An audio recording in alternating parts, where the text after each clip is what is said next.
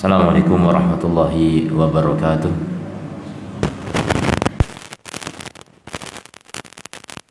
Wa bihi nasta'inu ala umuri dunya waddin wal 'aqibatu lil muttaqin wa la 'udwana illa 'alal zalimin. Asyhadu an la ilaha illallah ilahul awwalin wal akhirin wa asyhadu anna Muhammadan 'abduhu wa rasuluhu asyraful anbiya'i wal mursalin sallallahu alaihi wa ala alihi wa ashabihi ajma'in.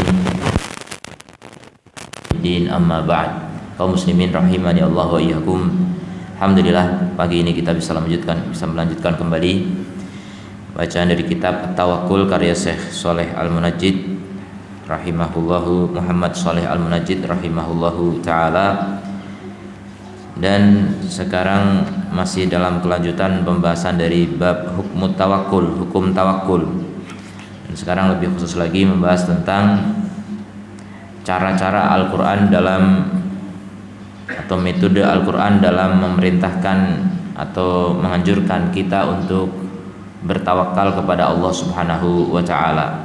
Qala al-muallif rahimahullah, wa qad tanawwa'a al-uslub al-Qur'ani, dan telah bervariasi metode-metode Quran fi bayani fadli tawakkul, dalam menjelaskan keutamaan tawakul atau tawakal, wal hatsu alaihi, dan memotivasinya. Wa ilaika hadhihi suwar min suwarit tanawwu' fil uslubi, dan untukmu bentuk-bentuk dari metode-metode itu. Yang pertama, amarallahu azza wa jalla nabiyahu sallallahu alaihi wasallam bitawakkul alaihi. Yang pertama adalah perintah Allah kepada Nabi Muhammad sallallahu alaihi wasallam untuk bertawakal kepadanya. Dan ini sangat banyak di dalam Al-Qur'an. Laqad khassallahu ta'ala nabiyahu sallallahu alaihi wasallam. Allah mengkhususkan kepada nabinya sallallahu alaihi wasallam untuk dengan perintah tawakul alaihi, kepadanya, fi ayatin minal qur'ani, di dalam beberapa ayat dari Al-Qur'an, di antaranya dalam firman Allah taala surat An-Naml ayat 79, fatawakkal 'alallahi, bertawakallah kepada Allah, innaka 'alal haqqil mubin, karena sesungguhnya kamu di atas kebenaran yang nyata. Jadi ketika Nabi menjadi nabi, berdakwah, menyampaikan risalah, pasti akan menghadapi banyak hambatan, tantangan, rintangan, dan sebagainya. Maka Allah perintahkan bertawakal pada Allah, kamu di atas kebenaran yang nyata.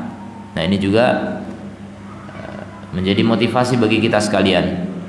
Kalau Anda berada di atas kebenaran yang nyata, yang bersumber dari Rasulullah sallallahu alaihi wasallam, maka jangan gentar, jangan takut. Tawakal kepada Allah Ta'ala, ya, bertawakal kepada Allah Ta'ala, karena segala kejadian di tangan Allah Subhanahu wa Ta'ala.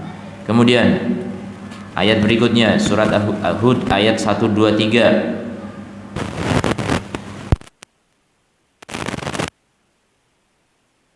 kamu kepadanya dan bertawakallah kepadanya.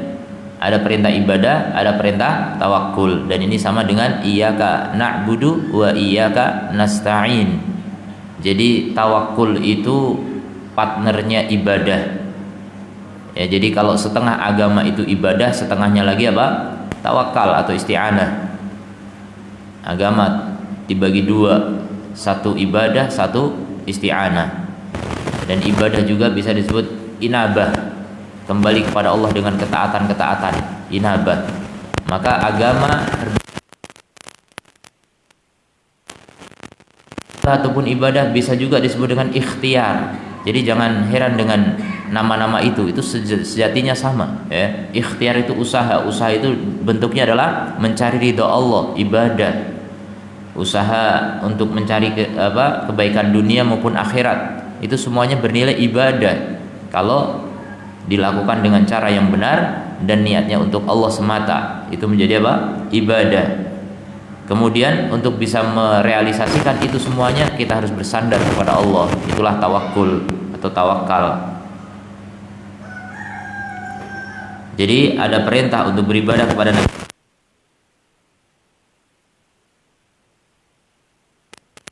Kemudian ayat berikutnya surat Al-Furqan ayat 58. Wa tawakkal 'alal hayyil ladzi la yamut. Bertawakallah wahai Muhammad kepada yang maha hidup yang tidak mati. Nah, inilah motivasi untuk bertawakal. Kalau mau bersandar jangan tanggung-tanggung. Sebagian orang bersandar kepada harta bisa lenyap.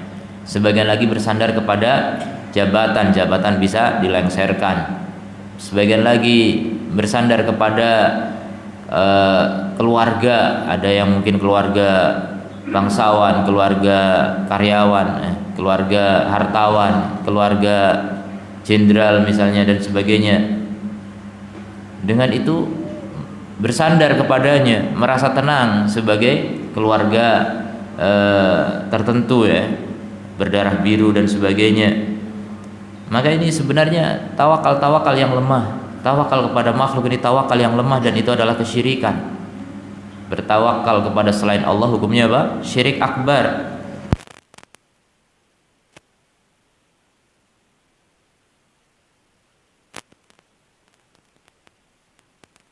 Allah itu hidupnya azali abadi, tidak bermula dengan ketiadaan dan tidak berakhir dengan kefanaan. Alladzi la yamut, yang tidak mati. Hidupnya Allah tidak mati, semua manusia pasti mati. Ya, yang bersandar kepada omnya yang seorang menteri misalnya mati, nggak ada gunanya. Bersandar kepada yang mati nggak ada gunanya. Kalau bersandar kepada Allah Al-Hayyu Alladzi la yamut, yang tidak mati. Kemudian Allah perintahkan kepada nabinya wasabbih bihamdi, dan bertasbihlah kepada Allah dengan memujinya. Wa kafa bihi bidunubi ibadihi khabira, dan ini hiburan dari Allah kepada nabinya sallallahu alaihi wasallam. Cukup bagi Allah dengan dosa-dosa hambanya, Allah mengetahui. Jadi nggak usah pusing dengan dosa umatmu wahai Muhammad. Allah mengetahui semua dosa-dosa itu, Allah mencatat semuanya. Kemudian Allah berfirman dalam surat Ali Imran ayat 159, fa bima rahmatin minallahi linta lahum, maka disebabkan oleh rahmat Allah, rahmat dari Allah, kamu bisa berbuat lembut kepada mereka. Ini mengingatkan kepada kita bahwa kelembutan akhlak, kebaikan akhlak itu juga rahmat dari Allah. Makanya tawakal kepada Allah. Yang merasa saya kok nggak bisa lembut jadi orang, saya kok kasar, saya kok pemarah, saya kok begini, saya begitu, saya begini, itu tinggal tawakal sama Allah. Jangan lupa tawakal sambil usaha ya. Makanya orang nggak pernah sukses kalau cuma usaha doang tanpa tawakal, atau tawakal doang tanpa usaha. Itu dua-duanya harus ada. Makanya ketika memiliki akhlak yang kurang baik, ya sama dengan buruk tapi bahasanya yang sopan dikit ya, kurang baik. Kalau punya akhlak kurang baik, tinggal apa? Tawakal pada Allah, doa, coba berdoa. Pernah nggak berdoa untuk minta akhlak yang baik? Oh, nggak pernah berdoa, cuma tiap hari ngeluh, emang saya begini, bawaan lahir saya begini, udah gimana lagi? Itu udah ngecap diri sendiri, nggak bisa berubah. Gimana bisa berubah? Padahal agama ini datang untuk perubahan. Nabi diutus untuk apa? Diutami makarimal akhlak, untuk menyempurnakan akhlak-akhlak mulia. Kalau sudah punya akhlak mulia, tambah lagi akhlak mulia yang lain, atau ditingkatkan lagi akhlak yang sudah mulia itu sempurna. Itulah fungsi dari agama. Itulah tugas Nabi SAW, menebarkan akhlak-akhlak mulia. Makanya kalau orang sudah ngaji, mestinya lebih berakhlak daripada yang belum ngaji, mestinya ya. Tapi kenyataan belum. Masih banyak di antara akhlak-akhlak orang ngaji ini yang kurang ajar ya, dalam tanda petik. Entah apa maksudnya tanda petik, pokoknya kurang ajar gitu. Jadi belum bagus gitu akhlaknya, belum bagus, belum mengikuti apa yang dipelajari dari Al-Quran dan As-Sunnah. Sudah ngaji padahal apa mungkin gak paham? Saya rasa paham. Wong yang disampaikan jelas kok, yang disampaikan bahasa Indonesia bisa dipahami, sangat jelas. Cuma masalahnya itu tadi, taufik belum datang. Kenapa taufik belum datang? Lah wong gak tawakal kok. Tawakal makanya. Kalau kita tawakal, taufik datang. Pasrah sama Allah, ya Allah saya ingin berubah, ya Allah saya ingin lebih baik, ya Allah, pokoknya dikit-dikit bersandar pada Allah. Nanti ada ya di belakang tentang kapan saja sih kita bertawakal ya, nanti ada maqamat ya, makom-makom atau kedudukan-kedudukan, kondisi-kondisi, kita bertawakal pada Allah Subhanahu wa taala. Jadi teruslah bertawakal pada Allah, niscaya kita akan menjadi orang yang sukses dunia dan akhirat. Kemudian kata Allah, ini Nabi Muhammad saja bisa bersikap lembut kepada umatnya, itu karena rahmat dari Allah. Nah, apalagi kita, ya kita nggak bisa punya sifat lembut, punya sifat baik. Kalau nggak dirahmati Allah nggak mungkin gitu. Dari mana asalnya? Kalau kita merasa saya keturunan orang lembut, itu antum ujub namanya. Jangan merasa begitu. Antum bisa baik juga rahmat Allah, taufik dari Allah Subhanahu wa taala. Makanya kalau sadar kita tahu siapa Allah, kita akan tahu siapa diri kita. Kalau kita nggak kenal Allah, ya akhirnya kita menjadi orang ujub, ya. Naudzubillah min dzalik. Kalau sudah ujub, amal itu sia-sia. Bolehlah antum punya akhlak mulia tapi ujub, sia-sia tuh amal, nggak ada gunanya, ya. Lebih mending orang akhlak nggak terlalu mulia, nggak terlalu gitu, ya mulia-mulia dikit, tapi nggak ujub, itu jauh lebih baik dibanding lebih mulia akhlaknya cuma ujub. Ya, ujub ini nggak mulia sebenarnya, cuma maksudnya akhlak-akhlak lain misalnya sopan santun, lemah lembut, tidak pemarah, tidak menipu dan sebagainya. Tapi ujub ini bahaya, berantakan amal. Semua amal itu batal kalau gara-gara ujub. Amal yang disertai ujub itu bisa batal, sebagaimana riya, membatalkan amal. Maka hati-hati jangan sampai ujub. Artinya gimana? Biar kita nggak ujub tuh gimana? Sadari bahwa setiap kebaikan itu rahmat dari Allah. Setiap kebaikan itu apa? Taufik dari Allah Subhanahu wa taala. Ini Nabi Muhammad jadi ingetin. Fa bima rahmatin minallahi lintalahum. Maka dengan sebab rahmat dari Allah, kamu bisa lembut kepada mereka. Ya, sadar itu. Kemudian, walau kunta faddan ghalidul qalbi, kalau kamu keras dan kalau kamu kasar dan keras hati. Ini Nabi Muhammad ya. Diingatkan begitu. Kalau kamu kasar dan keras hati, lan faddu min haulik, pasti mereka akan berpencar darimu, pergi darimu. Mereka nggak akan mau, nggak akan sudi berada di sekitarmu.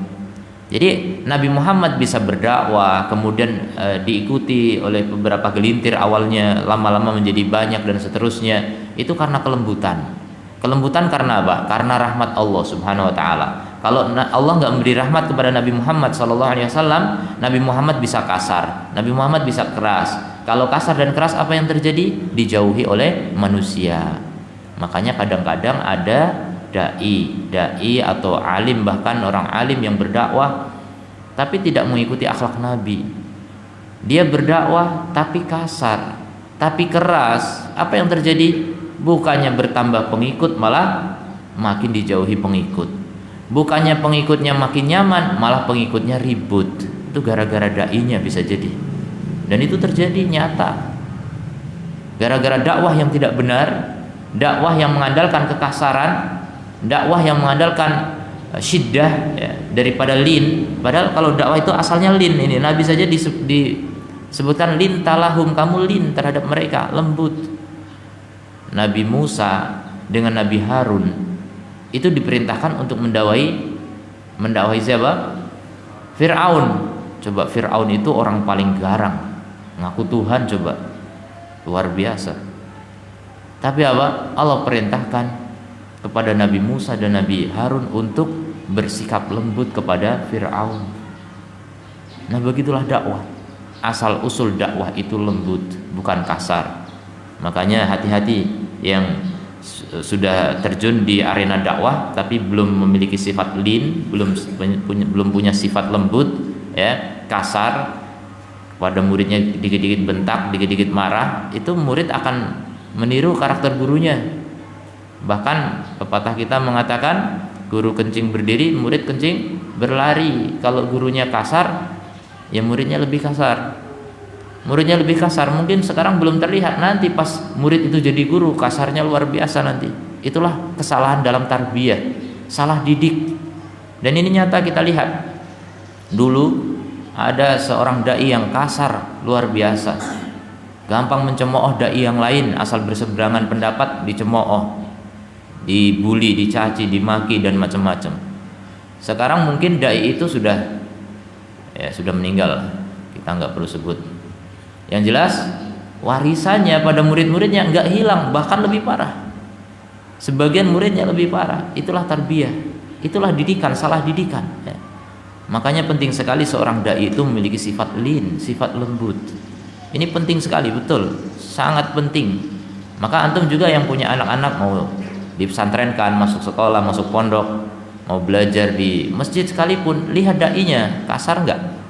Kalau kasar jangan, kasihan anak antum nanti, lebih kasar lagi nanti ya. Hati-hati. Kelembutan dalam berdakwah ini penting sekali. Lembut dalam berdakwah ini asal dari dakwah itu lembut. Adapun kasar kalau dibutuhkan kadang-kadang gitu, bukan kasar duluan baru lembut kadang-kadang, salah. Itu salah itu. Orang dominan kasarnya daripada lembutnya. Ini bukan dai yang begitu ya. Dakwah itu kelembutan dulu, kelembutan lebih dominan. Baru kalau ada sesuatu yang menuntut untuk keras ya, kita butuh kekerasan. Tapi itu kadang-kadang. Kemudian walaupun tafaddan ghalidul qalbi lan faddu min haulik. Kemudian Allah katakan fa'fu anhum wastaghfir lahum, maafkan mereka. Coba lihat Nabi Muhammad yang disakiti oleh umat, Allah perintahkan untuk apa? Fa'fu anhum, maafkan mereka. Maka seorang dai juga harus pemaaf. Bagaimana dai tidak pemaaf? Dai kok pendendam? Kalau pendendam ya itu jadinya bukannya mengajarkan kebaikan, mengajarkan gosip. Ini kita rasakan ya, saya pernah mengaji begitu gitu. Hari-hari gosip saja disampaikan.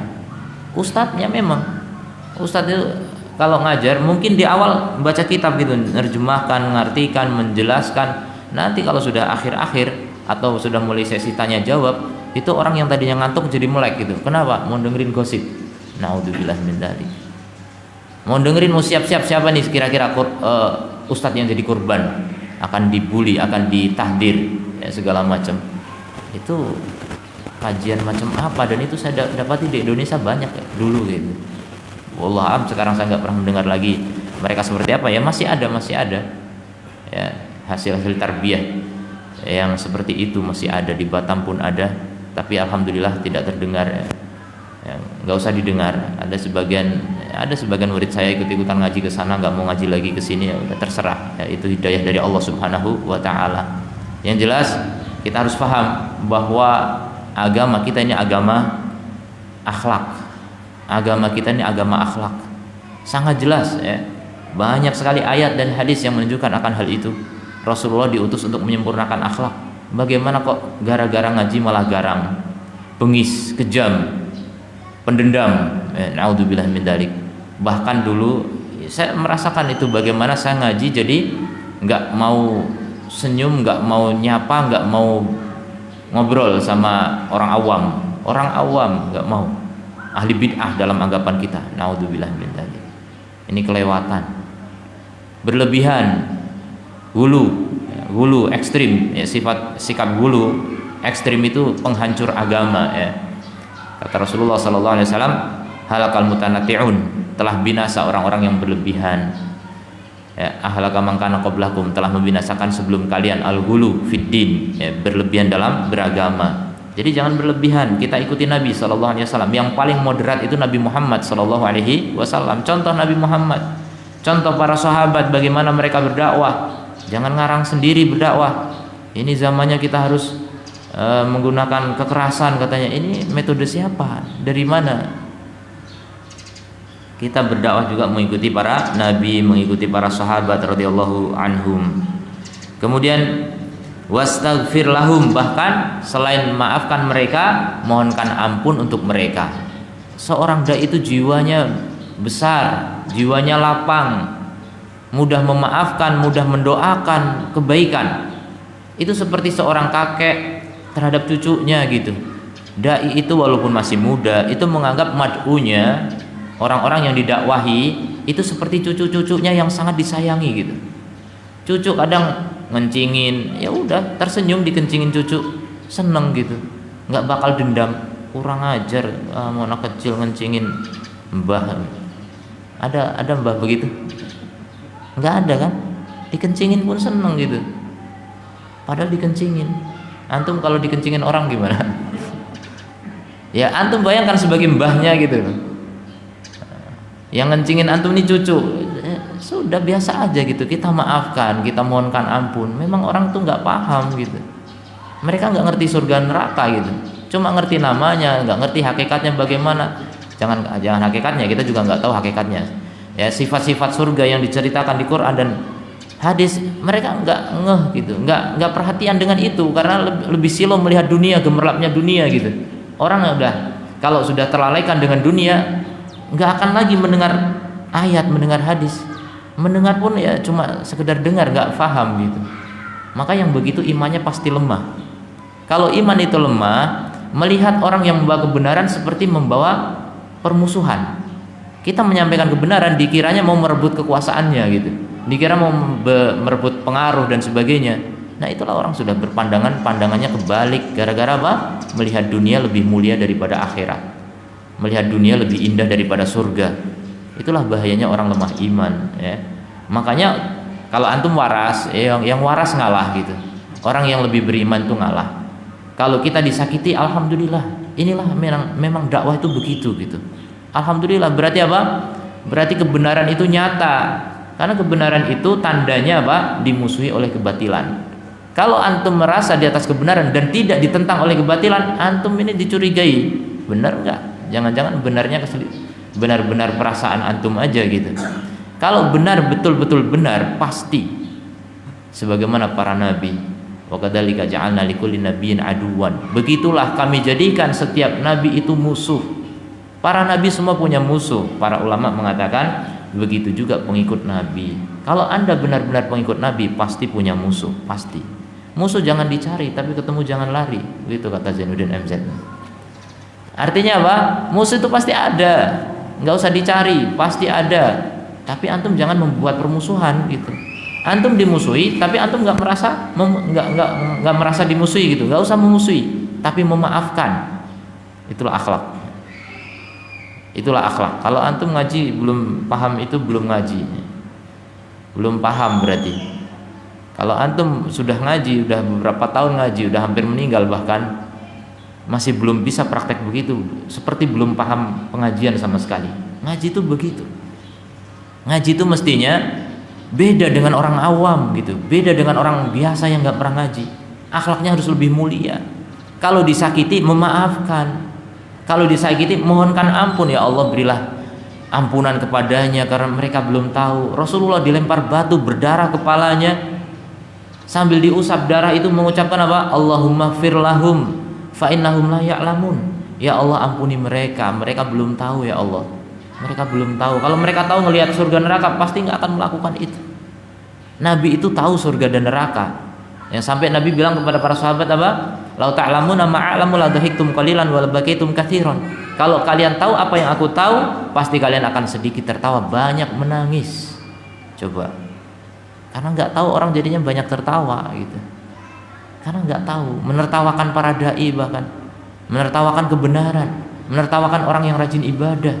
Nah itu karena tidak tahu. Kalau tahu, mereka akan banyak menangis, menangisi dosa-dosa, menangisi kekurangan, menangisi kelemahan dalam beribadah dan ketaatan. Fa'fu anhum wastaghfir lahum, dan ampuni mereka, mohonkan ampun kepada mereka, untuk mereka. Kemudian kata Allah, wasyawirhum fil amri, dan ajaklah mereka bermusyawarah dalam urusan. Jadi seorang dai harus pandai mengajak musyawarah. Seorang dai itu bukan diktator. Ini Nabi Muhammad diperintahkan Allah untuk bermusyawarah dengan sahabat. Padahal Nabi Muhammad loh. Nabi itu kan nggak ada kedudukan lebih tinggi dari Nabi. Nabi itu sama presiden tinggi mana? Ya tinggi Nabi jelas. Tapi tetap disuruh musyawarah sama Allah. Bagaimana kita menjadi orang kok nggak mau musyawarah? Maunya menang sendiri, maunya pendapatnya harus diterima. Ini diktator namanya. Itu nggak beda sama Fir'aun. Naudzubillah min dzalik. Jadi bermusyawarah. Kalau ada urusan musyawarahkan. Kalau suatu urusan walaupun sepele kecil tapi dimusyawarahkan, itu hasilnya lebih memuaskan. Walaupun gagal sama-sama hasil musyawarah, nggak masalah. Tapi kalau gagal karena keputusan sendiri, ya orang ngapokin. Terserah, salahmu. Kamu sendiri yang pendapat begitu, ditinggalkan orang gitu. Tapi kalau hasil musyawarah bersama, mufakat. Ya, mufakat itu sepakat ya, sama. Jadi akhirnya apa? Akhirnya ya udah, gagal ya ditanggung bersama, sukses bahagia bersama. Itulah hasil musyawarah. Makanya suami istri juga biasakan musyawarah. Sebagai seorang suami, dia pemimpin, memang pemimpin yang baik tetap bermusyawarah pada istri. Tapi memang ada beberapa perkara yang gak harus musyawarah ya. Mau nikah lagi ya terserah gitu. Tapi kalau musyawarah jauh lebih baik tentunya ya. Musyawarah lebih baik. Kemudian fa idza azamta fatawakkal 'ala Allah. Nah, ini poinnya sebenarnya yang kita maksud. Ini ayat panjang jadi panjang penjelasannya. Fa idza azamta, jika kamu berazam itu bertekad kuat untuk melakukan sesuatu. Sudah bertekad kuat untuk melakukan sesuatu, maka apa? Fatawakkal 'ala Allah, bertawakallah kepada Allah. Dan di antara makna tawakal juga istikharah. Sudah punya tekad mau melakukan sesuatu, tetap istikharah. Jadi tidak sebagaimana perkiraan sebagian orang, dikiranya istikharah itu kalau ragu. Orang sudah mantap itu boleh istikharah. Ya Allah, kan istikharah itu berdoa. Kalau memang ini baik, mudahkan. Kalau memang ini nggak baik, ya udah batalkan, alihkan kepada yang lebih baik. Begitu istikharah sebenarnya. Artinya kita udah yakin ini bagus. Cuma kan ini perkaranya bukan wajib ya. Kalau wajib nggak usah istikharah ya. Saya mau sholat di masjid apa enggak ya, istikharah dulu. Enggak. Kalau sudah wajib jangan istikharah. Istikharah itu perkara yang sunnah. Sunnah ada yang lain lagi yang sunnah juga gitu. Mana yang lebih bagus, mana yang lebih didahulukan. Nah itu istikharah gitu. Kalau antara sunnah dengan mubah ya jelas pilih sunnah gitu. Cuma maksudnya mungkin dari ketepatan waktunya, ketepatan momen dan sebagainya, itu perlu istikharah dalam beberapa perkara ya. Istikharah tidak cuma mau nikah doang ya. Banyak orang istikharahnya kalau mau nikah aja. Pernah istikharah enggak? Pernah Ustaz. Kapan? Waktu mau nikah. Udah sekarang enggak pernah lagi. Enggak pernah lagi. Istikharah itu setiap saat ya. Kapan saja kita punya keinginan, terutama ya keinginan-keinginan besar gitu, itu perlu istikharah. Kemudian apa? Innallaha yuhibbul mutawakkilin. Sesungguhnya Allah mencintai orang-orang yang bertawakal. Ini juga motivasi dari Allah. Anda ingin dicintai Allah? Sering-sering tawakal, sering-sering istikharah, sering-sering berdoa, sering-sering istighfar. Itu semua permohonan pada Allah. Itulah hakikat dari tawakal atau bentuk dohir dari tawakal. Tawakal itu di hati, dohirnya itu doa-doa. Kalau kita melantunkan doa-doa, itu berarti hati kita sedang bertawakal kepada Allah Subhanahu wa ta'ala. Termasuk zikir, kita berzikir juga tawakal. Karena berzikir kan ingin dibentengi dari setan, ingin dilindungi dari fitnah, ingin dilindungi dari segala macam bahaya. Itu zikir, ucapannya zikir, tapi hati kita bersandar kepada Allah Subhanahu wa ta'ala. Nah itu bentuk dohir dari tawakal itu begitu ya. Makanya kalau orang zikirnya sedikit, doanya sedikit, berarti tawakalnya lemah. Berarti apa? Tawakalnya lemah. Kemudian ayat yang lain, At-Taubah ayat 129. Ini ayat terakhir ya. Fa in tawallau faqul hasbiyallahu la ilaha illahu alaihi tawakkaltu wa huwa rabbul arsyil azim. Apabila mereka berpaling, wahai Muhammad, kamu berdakwah, tapi mereka enggak mau terima, berpaling, enggak mau menerima dakwah, maka apa kata Allah? Ucapkan saja hasbiyallah, cukup bagiku Allah, ya sudah. Mereka enggak mau, ya sudah, cukup bagiku Allah. Cukup bagiku Allah yang melindungiku, yang menjagaku, yang memberiku nikmat, yang segala-galanya, pokoknya sudah. Enggak usah sedih gitu, enggak usah galau. Kalau kamu sudah bersama Allah, ya sudah, tenang. Hasbiyallah, la ilaha illahu, tidak ada sembahan yang benar kecuali Dia. Alaihi tawakkaltu, kepadanya lah aku bertawakal. Ya, tidak kepada yang lain. Jadi kata-kata asalnya ya, asal dalam bahasa Arab itu tawakkaltu alaihi gitu. Tapi ini didahulukan, alaihi tawakkaltu. Ketika mendahulukan yang seharusnya diakhirkan, itu berfungsi pembatasan. Artinya hanya kepada Allah aku bertawakal. Jadi tidak bersandar lagi kepada makhluk, tidak mengandalkan kekuatan sendiri, tidak mengandalkan kekuatan orang tua, tidak mengandalkan kekuatan kawan, tidak mengandalkan kekuatan apapun. Hanya Allah Subhanahu wa ta'ala yang disandari. Wa huwa rabbul arsyil azim, dan dia adalah Rabb arsy yang agung. Ya, di antara doa pagi petang adalah mengucapkan, atau doa pagi ya, mengucapkan kalimat ini 4 kali. Hasbiyallahu la ilaha illa huwa alaihi tawakkaltu wa huwa rabbul arsyil azim. Hasbiyallahu la ilaha illa huwa alaihi tawakkaltu wa huwa rabbul arsyil azim. 4 kali. Tapi ada sebagian ulama yang mendhaifkan riwayat itu. Wallahu a'lam. Kemudian dalil yang berikutnya surat Al-Mulk ayat 29. Qul huwar rahmanu, katakan dia adalah Ar-Rahman. Amanna bihi, kami beriman kepadanya.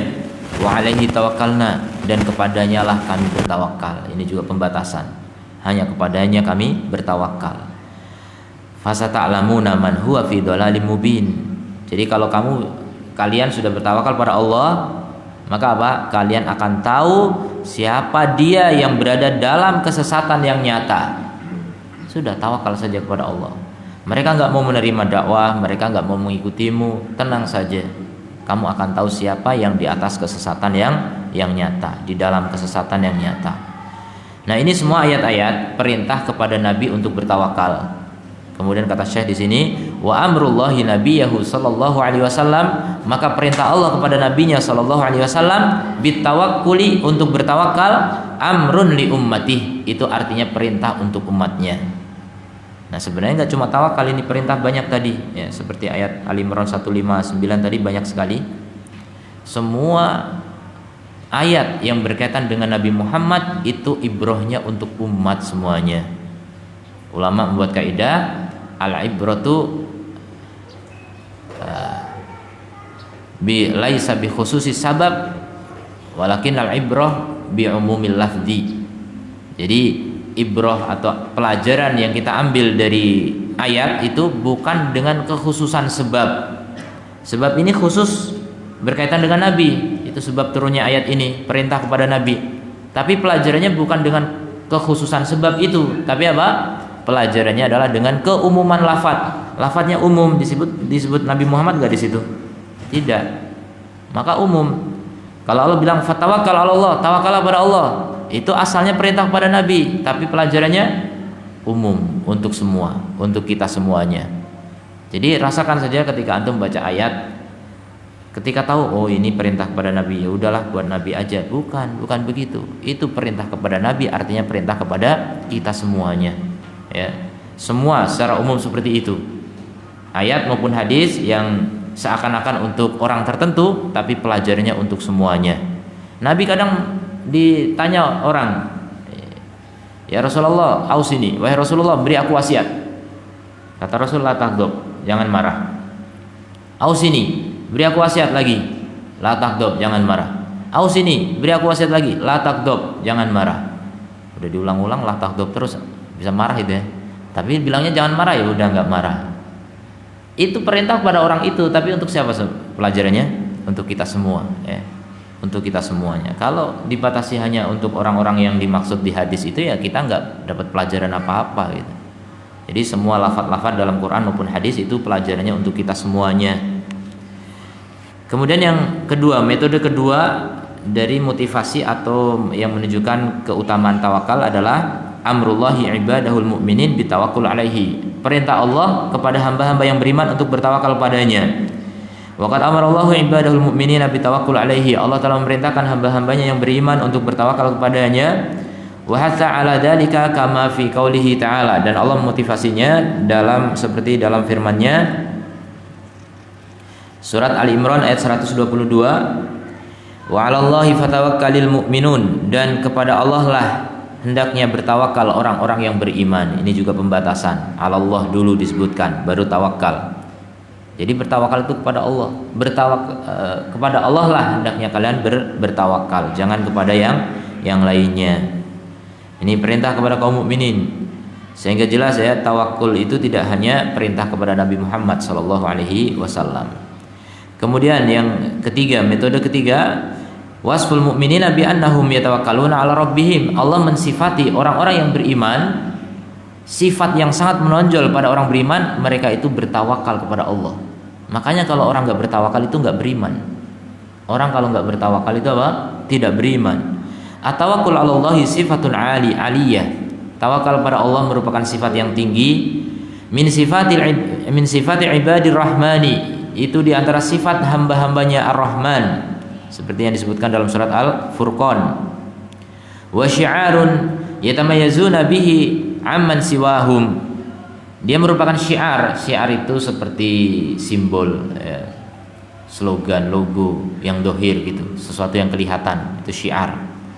Dia merupakan syiar yatamayazuna bihi amman siwahum, yang orang-orang beriman itu terbedakan dengannya. Jadi orang bertawakal itu bedanya dengan orang mukmin dengan orang nggak mukmin, bedanya itu tawakal. Kalau orang bertawakal itulah mukmin, kalau nggak bertawakal itu bukan mukmin. Jadi mereka terspesialisasikan dari yang lain itu dengan tawakul. Wa alamatun barizatun li ahli imani, dan tawakul ini merupakan alamat tanda yang sangat menonjol bagi ahli iman, orang mukmin. Seperti dalam firman Allah Ta'ala surat Al-Anfal ayat 2, innamal mu'minuna alladzina idza dzukirallahu wajilat qulubuhum. Orang-orang yang beriman itu adalah, bahkan innama ini artinya pembatasan, hasr, hanyalah. Orang-orang beriman itu hanyalah alladzina idza dzukirallah, yaitu orang-orang yang apabila disebutkan nama Allah wajilat qulubuhum, gemetar hati mereka, ketakutan. Siapa yang kalau disebut nama Allah ketakutan? Itulah orang beriman. Kalau belum, berarti belum benar-benar beriman. Ya mungkin sudah beriman tapi masih dangkal imannya. Kalau disebut nama Allah gemetar, takut, itulah orang beriman. Ya. Jadi makanya kadang-kadang orang beriman tuh ada bersitan hati mau bermaksiat. Setan juga menggoda, jangan dikira tidak. Walaupun imannya sudah kuat, udah ustadz misalnya, udah ulama bahkan, itu tetap ada bersitan untuk berbuat buruk, ada. Setan menggoda, hawa nafsu juga masih hidup gitu. Bukan berarti kalau udah ilmunya tinggi, nafsunya mati gitu, enggak. Nafsunya masih hidup. Keinginan berbuat dosa ada. Bahkan bisikannya lebih kuat, godaan setan lebih kuat. Maka apa? Ketika tiba-tiba ada orang bilang ittaqillah, bertakwalah kepada Allah, dia langsung gemetar, takut, nggak jadi. Ini seperti kisah yang diceritakan Nabi Muhammad SAW tentang orang yang terjerembab dalam gua, tertutup oleh batu besar.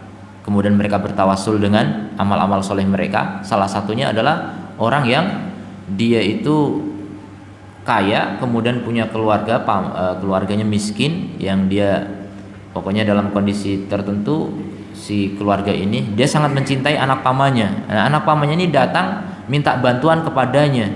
Dia mau membantunya asal mau menyerahkan dirinya, mau berzina dengannya.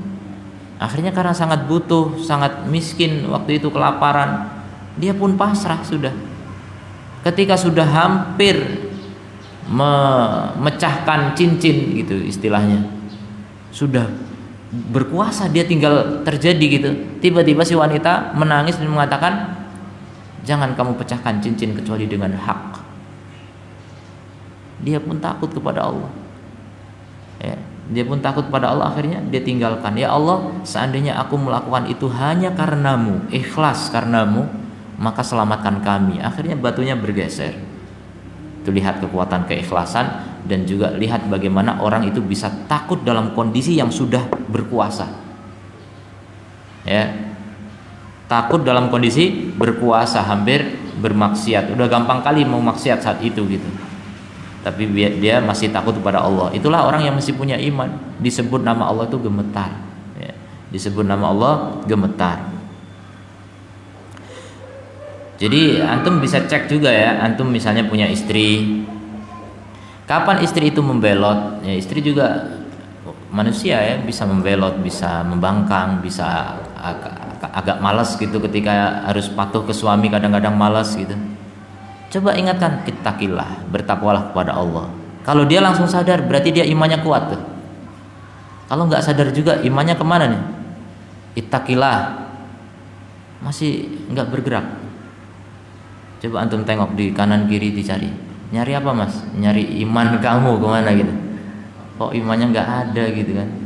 Kasihan orang diingetin Allah kok nggak gemetar, nggak takut, itu imannya hilang, itu hampir hilang itu. Ya. Entah kemana imannya. Makanya apa? Cobalah antum juga sebagai laki-laki, kadang-kadang mungkin melanggar dan sebagainya. Kalau istri bilang bertakwalah pada Allah, ingat Allah, antum langsung gemetar, antum takut, itu antum punya iman. Diingetin begitu nggak takut, imannya nggak tahu kemana aja. Mungkin sudah hilang imannya, ketinggalan di pasar mungkin, atau ketinggalan di masjid. Wallahu a'lam. Jadi jangan sampai iman itu luntur, apalagi sampai hancur. Kemudian wa idza tuliyat alaihim ayatuhu, kalau dibacakan kepadanya ayat-ayatnya, zadathum imanan, bertambah iman. Coba antum merasa iman lemah, baca Quran. Atau dibacakan Quran, dengerin murotal.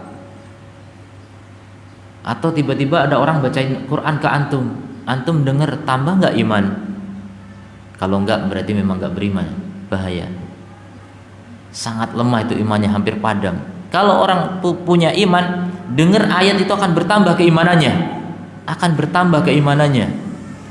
Nah, itulah pentingnya orang memahami bahasa Arab ya. Karena kalau nggak paham bahasa Arab, dengar Quran ini ya nggak ngerti. Kalau nggak ngerti gimana? Cuma mendengar, oh ini merdu banget. Gara-gara merdu bisa juga tambah iman, bisa juga itu. Tapi itu sangat lemah, tidak terlalu kuat sebagaimana kalau kita memahami kandungan maknanya. Ya, kalau kita paham, maka mudah sekali untuk mendongkrak iman. Kapan kita mendengar ayat, nggak sengaja gitu jalan tiba-tiba dengar suara Quran, mungkin di tangganya tel murotal gitu atau apa gitu, bertambah iman dengar itu, masya Allah, luar biasa. Itulah orang yang memiliki ilmu, memiliki pemahaman terhadap Al-Quran, dia mudah untuk menambah iman, mengecas iman itu mudah. Apalagi dengar ceramah, dengar ayat dibaca, ditafsirkan, bertambah iman. Kemudian apa? Wa 'ala rabbihim yatawakkalun. Ini ciri orang yang beriman, dan hanya kepada Rabb mereka bertawakal. Dijelaskan oleh saya di sini, yaitu la yarjuna siwahu. Jadi orang bertawakal kepada Allah itu buktinya, konkretnya adalah mereka tidak berharap kepada selain Allah. Jadi kalau anda bertawakal hanya kepada Allah, maka nggak ada harapan lagi kepada yang lain. Putus asa, putus harapan kepada siapa? Kepada selain Allah. Jadi harapannya hanya kepada Allah. Itulah orang yang bertawakal kepada Allah. Harapannya hanya kepada Allah, tidak terlalu berharap kepada yang lain. Terus gimana? Nggak usah minta tolong sama orang. Minta tolong sama orang, tapi hatinya pasrahnya kepada Allah, tidak masalah. Yang namanya bos, gimana nggak punya karyawan? Ya bos harus punya karyawan. Karyawan itu kan artinya kita minta tolong pada orang untuk mengerjakan pekerjaan kita gitu. Ya nggak mungkin kita kerjakan sendiri, kerjaan besar. Ini namanya minta tolong sama orang, tapi jangan sampai harapannya kepada orang itu, jangan. Harapannya kepada Allah Subhanahu wa taala. Kita minta tolong sama orang memang, tapi kita putus harapan dari orang, putus asa dari orang. Artinya apa? Kita tetap yakin sehebat apapun karyawan saya punya karyawan sebanyak ini, hebat semua, lulusan S3 semua gitu. Tapi kalau memang Allah nggak berkehendak, ya nggak terjadi gitu. Itulah hakikat dari tawakal. Serahkan kepada Allah Subhanahu wa taala. Kemudian wala yaksuduna illa iyyahu, dan tidak bermaksud kecuali kepadanya. Bermaksud artinya berniat. Jadi niatnya semuanya untuk Allah. Semua perbuatan, semua ucapan untuk Allah Subhanahu wa taala. Itulah orang yang bertawakal. Wala yaluduna illa bijanabihi, dan tidak berlindung kecuali dengan perlindungannya. Enggak minta tolong dalam kesulitan atau ingin terhindar dari keburukan kecuali kepada Allah Subhanahu wa taala. Wala yatlubuna al-hawaij illa minhu, tidak meminta kebutuhan-kebutuhan kecuali dari Allah taala. Jadi begitulah orang bertawakal, mudah Allah akan memberikan pertolongan. Tidak gampang meminta kepada orang. Kalau harus minta ke orang, misalnya minjem duit dan sebagainya, yaitu hanya hal dohir, artinya dari segi usaha saja, usaha dohir. Batinnya tetap kepada Allah, bukan kepada orang. Jangan pasrah gitu. Kadang ada orang, dokter pokoknya sembuhkan saya dokter, saya kalau enggak ini bagaimana? Ini pasrahnya ke dokter, nggak boleh. Ke dokter cuma bilang, dokter tolong obati saya. Hati ke Allah. Jadi jangan bersandar kepada dokter. Kemudian wala yarghabuna illa ilaihi, dan tidak berharap kecuali kepada Allah. Wa ya'lamuna annahu ma syaa kana, dan mereka mengetahui bahwa apa yang Allah kehendaki pasti terjadi. Nah, itulah tawakal ya. Kalau orang bertawakal, kenapa? Karena dia yakin yang terjadi itu hanya kehendak Allah. Wa ma lam yasha' lam yakun, apa yang tidak Allah kehendaki tidak bakal terjadi. Ini keyakinan penuh dengan seperti ini, itulah yang membuat orang bisa bertawakal pada Allah. Kalau orang tidak yakin penuh dalam hal ini, dia akan bersandar kepada selain Allah. Wa annahu al-mutasarrif, dan bahasanya Allah dialah yang mengatur bil mulki wahdahu, kerajaan semua ini sendirian. Ngatur langit bumi seisinya itu Allah sendirian. Allah nggak pernah memasrahkan urusan sebagian bumi kepada wali kutub atau wali apa, atau wali kota, wali apa, tidak ada. Apalagi wali murid, tidak. Allah tidak memasrahkan apapun kepada siapapun. Semua urusan ditangani oleh Allah Subhanahu wa taala. Terus kenapa itu Allah punya malaikat-malaikat? Ya itu hanya sebab sejatinya semua yang ngatur urusan itu Allah Subhanahu wa taala. Seandainya Allah tidak pakai malaikat, Allah mampu segalanya, Allah bisa. Itu hanya sebagai sebab dan hikmahnya agar kita tahu bahwasanya apa? Segala sesuatu itu ada sebabnya. Itu saja. Segala sesuatu itu ada sebabnya. Kemudian la syarikalah, tidak ada sekutu bagi Allah dalam mengatur alam. Wala mu'aqqiba li hukmihi, dan tidak ada yang bisa menghukum hukuman Allah. Maksudnya kalau Allah salah dalam menghukumi terus dihukum. Siapa yang menghukum Allah? Enggak ada. Enggak ada yang bisa protes terhadap hukum Allah Subhanahu wa taala. Kekuasaan mutlak. Wa huwa sari'ul hisab, dan Allah itu sangat cepat perhitungannya. Kama qala Ibnu Katsir rahimahullah. Ini tafsir Ibnu Katsir ya. Nah, itu diantara metode-metode dalam Al-Quran bagaimana Allah mengajarkan kepada kita tentang keutamaan tawakul. Mudah-mudahan selesai ini. Yang terakhir, yang D, dzikru amsilatin min tawakkuli al-anbiya'i. Allah menyebutkan contoh-contoh dari tawakalnya para nabi. Nah, Allah menyebutkan tawakal para nabi untuk apa? Ibrohnya untuk kita. Jadi kita pun diperintahkan untuk meneladani para nabi. Selain kita meneladani Nabi Muhammad SAW, tentu itu yang paling tinggi.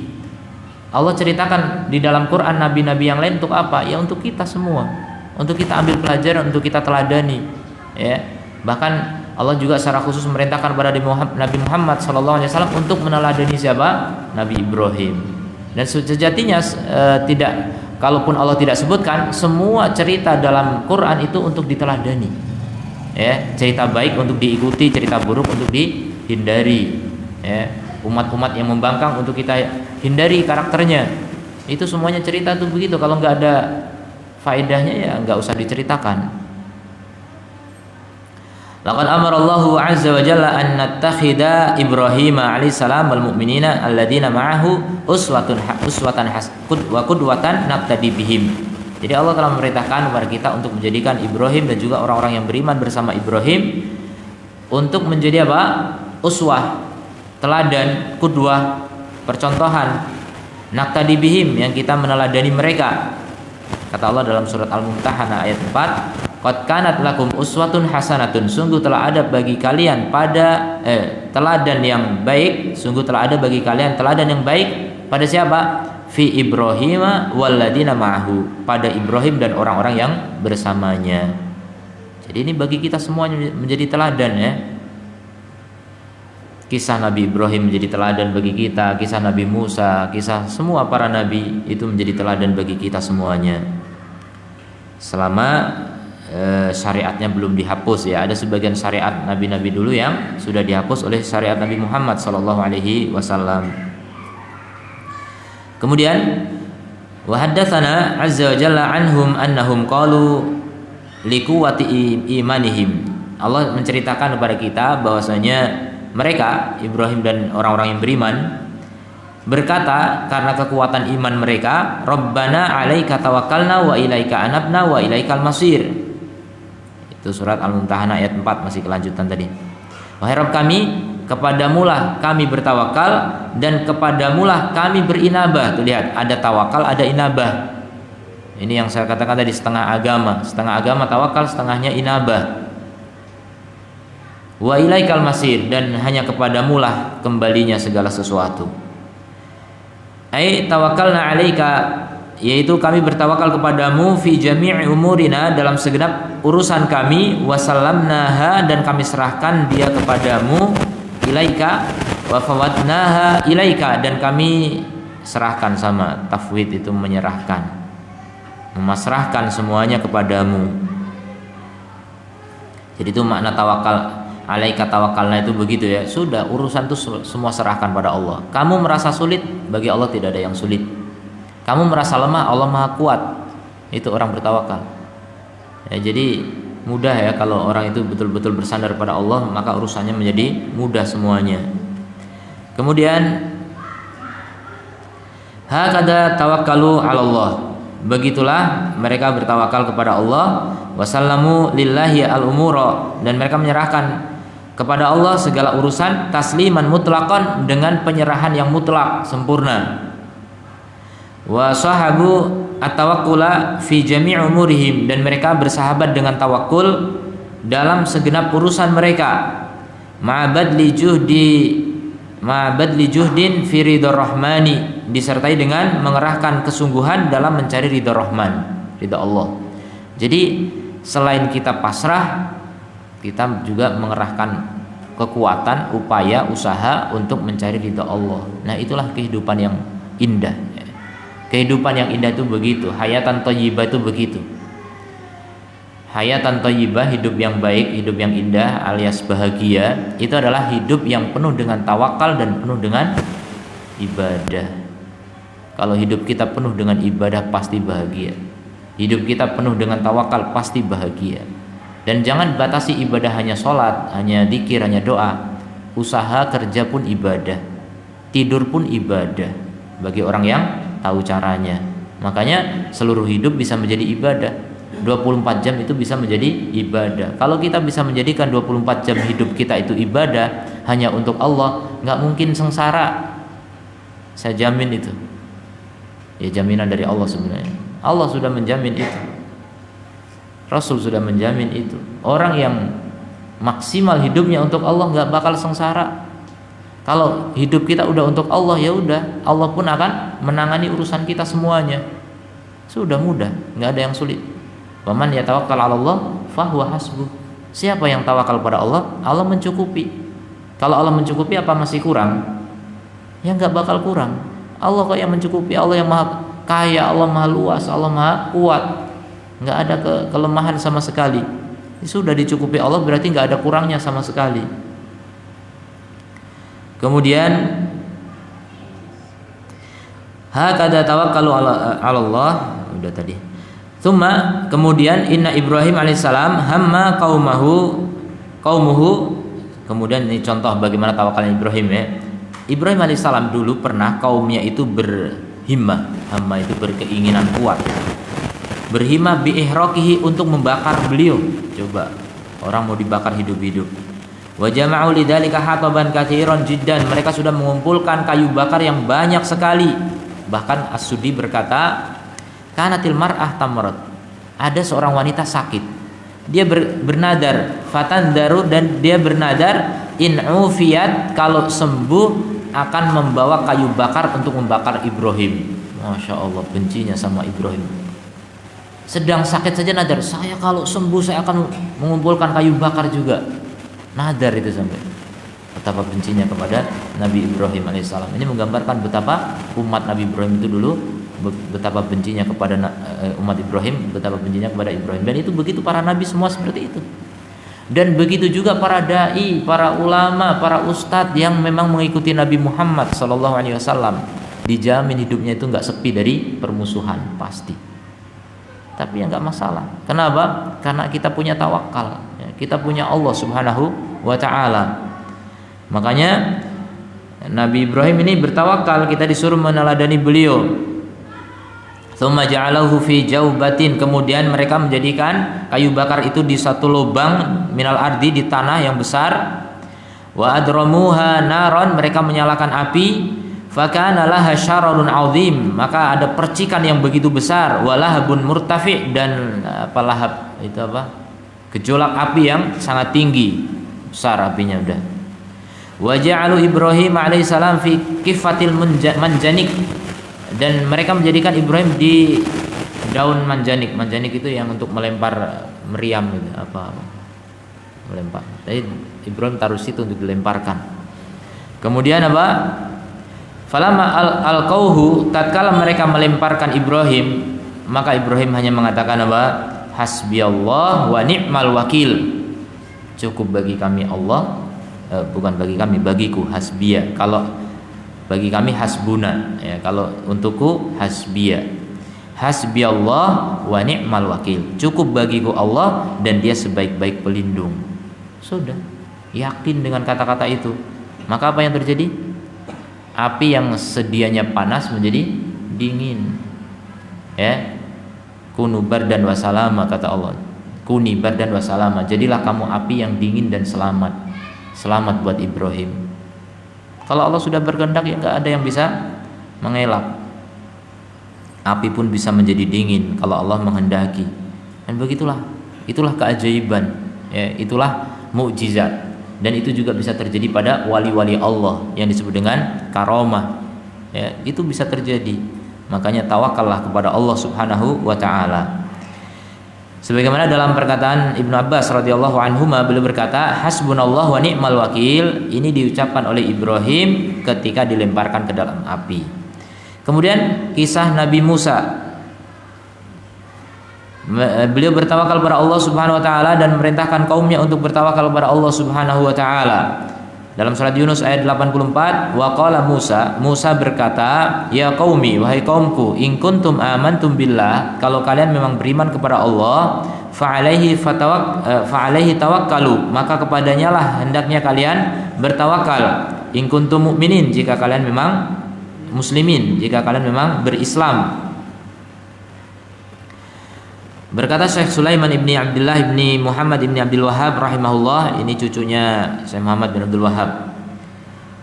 Makna ayat ini, anna Musa alaihissalam amara qaumahu, Musa itu memerintahkan kaumnya bidukhulil ardil muqaddasati, untuk masuk ke negeri yang suci, allati katabahallahu lahum, yang Allah telah tetapkan untuk mereka. Wala yartaddu ala adbarihim, dan mereka enggak boleh mundur ke belakang mereka, khaufan minal jabbarin, karena takut kepada penguasa yang diktator. Bal yamdu qadaman, bahkan mereka berjalan dengan telapak kaki mereka, la yakhafunahum, tidak takut kepada mereka, wala yahabunahum, dan tidak menganggap mereka hebat, wala yakhshawnahum, dan tidak takut kepada mereka, mutawakkilina 'alallahi fi hazimatihim, mereka bertawakal kepada Allah dalam kekalahan mereka. Musaddiqina bi sihhati wa'dihi lahum, dan membenarkan kebenaran janji Allah untuk mereka, in kanu mu'minin, jika memang mereka beriman. Kemudian bagi kita juga pada diri Nabi Muhammad SAW dan para sahabat beliau ada qudwah hasanah, ya, teladan yang bagus, yang terbaik. Di saat perang Uhud, Allah berfirman dalam surat Ali Imran 173, alladzina qala lahumun nasu, yaitu yang manusia berkata kepada mereka, manusia ini orang-orang kafir, musyrik, berkata kepada mereka Nabi Muhammad dan para sahabat. Kata orang musyrik apa? Innan nasa qad jama'u lakum, sungguh manusia telah berkumpul untuk kalian, mengepung kalian. Jadi kalian sudah terkepung, kalian enggak bakal bisa berkutik. Fakhshawhum, maka takutlah kalian kepada mereka. Jadi enggak usah melawan dah, kalian udah kalah, udah terkepung, takutlah kepada mereka. Tapi apa yang terjadi? Fazadahum imanan. Justru perkataan itu menambahi mereka keimanan. Nah, itulah orang mukmin, makin ditekan makin kuat. Makin ditekan makin apa? Makin kuat imannya. Dan mereka mengatakan hasbunallah wa ni'mal wakil. Cukup bagi kami Allah dan dialah sebaik-baik pelindung. Nabi Ibrahim mau dibakar ya pasti terbakar kalau memang dengan akal manusia biasa gitu. Tapi ketika sudah mengandalkan Allah, api menjadi dingin.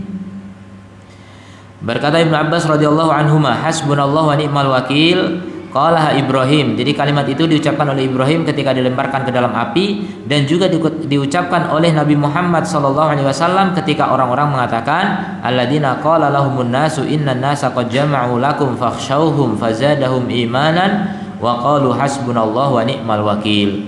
Nah, di sini berarti Nabi Muhammad sudah mengikuti Nabi Ibrahim dalam hal ini. Ya, karena Nabi Muhammad diperintahkan untuk meneladani Nabi Ibrahim alaihissalam. Fatawakkul huwa 'uddatul mu'minin. Tawakul itu adalah bekalnya orang-orang beriman.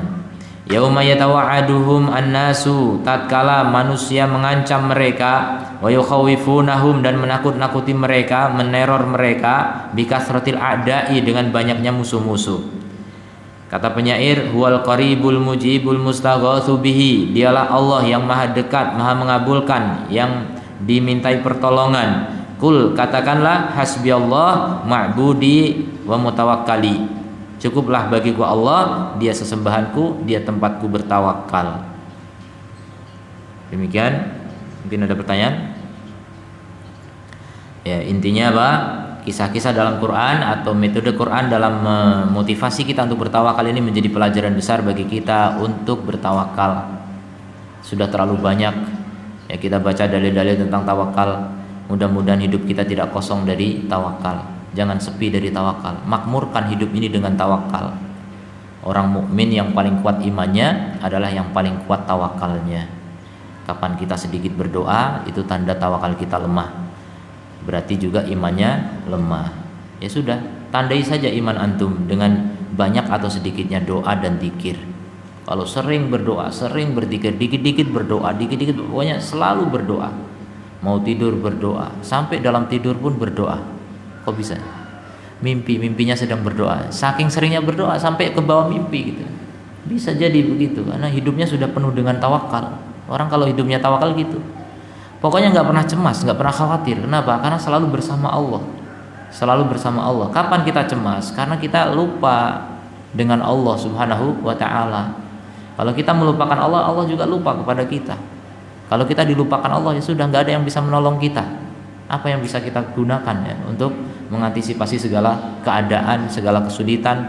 Hidup itu penuh dengan problematika. Semua kita punya problematika yang berbeda-beda. Banyak ya, urusan hidup itu banyak. Tapi semua itu kita tidak akan mampu melakukannya kalau tidak ditolong oleh Allah Subhanahu wa ta'ala. Makanya orang yang paling sukses adalah orang yang paling kuat permintaannya kepada Allah Ta'ala, yang paling kuat sandarannya kepada Allah Subhanahu wa ta'ala. Demikian, mudah-mudahan kita semuanya tergolong orang-orang yang ahli tawakul. Subhanakallahumma wa bihamdika asyhadu an la ilaha illa anta astaghfiruka wa atubu ilaik. Assalamualaikum warahmatullahi wabarakatuh.